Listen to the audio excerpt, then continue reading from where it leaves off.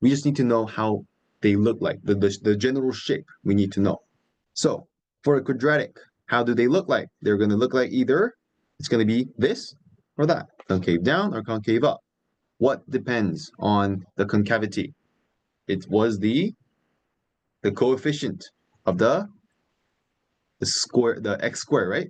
So since the coefficient in this case is 1, right? It's 1 times x squared, meaning it's going to be concave up. So we know how it's going to look like. Let's draw out our x's, x and y.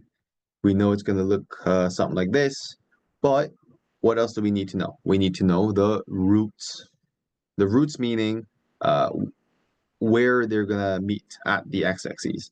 So we're gonna let x squared minus 2 equals 0. Okay? So x squared is 2. X is what? Plus minus root 2. So they're gonna meet at minus root 2 here and plus root 2 here.